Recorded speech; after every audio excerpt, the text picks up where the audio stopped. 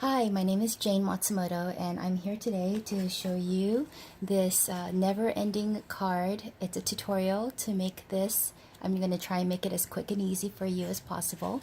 Let me show you how it works. There we go.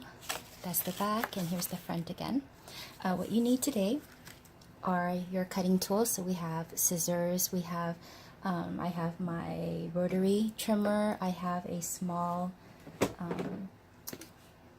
cutting guillotine, and a score pal or a scoring tool, and cardstock. I like to match my cardstock that I'm going to use with my designer paper. This is an old one from cratepaper.com. It's called River Rock. That's the back, and here's the front. So I found these two brown and tan colored cardstocks. What you need to do with the colored cardstock, the solid colored cardstock, is to trim this to 6 by 6, one for each color. So I have one here for you, and from this you need to trim this down to 3 inches. So then you'll have a 6 by 3 inch pieces. So there's 2. Then you're going to take each one and you're going to score each one at 1.5. So 1.5 on one side and the other 1.5 this way. So it would be at 4.5. So score at 1.5 and 4.5. Some people will say to go ahead and score it on the other side as well, because you really want these to be scored well, so to bend easily. And you're going to do the same to the other side. So I'm going to do that real quick. Again, 1.5 and 4.5, and the other side as well. Okay, that way. Make sure these bend really well. Yep. Okay, so what we have next are your 2 cardstock pieces, and you can see that I scored these as well. What you want to do is then put double-sided adhesive. I use the Score Pal. Is it Score Pal? No, it's not Score Pal. It's just double-sided adhesive. I forget what it's called. You don't want to put the adhesive all the way down. So you're only going to put it at the halfway point. For this one, it will be 1.5. So up to 1.5, and same with the bottom. I just peeled the top of the adhesive off for you. So we're going to make it really quick. So what we're going to do is take those off. And you'll notice that I have the fold on these going this way.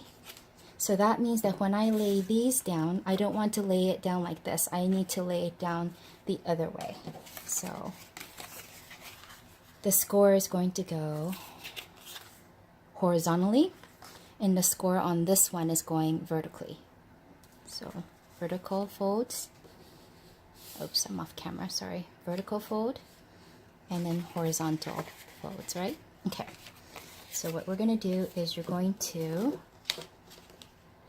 hold down the 2 on the bottom as close together as possible, and you're going to adhere this one up on top, and then this on the bottom, like so. And then you're going to do the same to the other side. There you go. So now what you're going to have is a card that will open this way,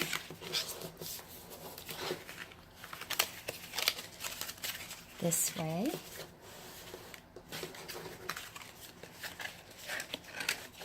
this way, and finally back here again.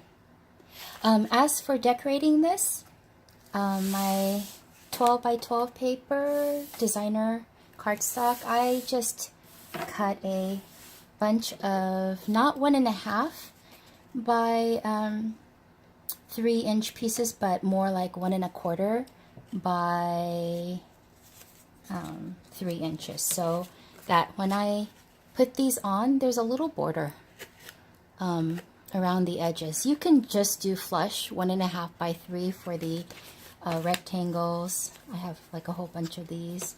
I did 1.25 by 1.25 squares. Again, if you want it flush into these corners, then you'll want to do 1.5 by 1.5 squares, but I like my borders for it to go around the borders. These squares, I like to kind of like leave it full, so it'll look something like this. So there'll be borders around the little squares and then no borders around the big squares. Or if you want to do a border on the squares, then of course it wouldn't be the 3 by 3. It would be more like 3.25 by 3.25. So you get a small little border all the way around. I'm gonna go work on these cards, putting it together and decorating it. And if you want to see the final card, please visit me on Instagram at ginkoarts.com, or Ginko Arts, sorry. Thank you so much. Hope you have a good time making these. If you have any questions, please let me know. Bye.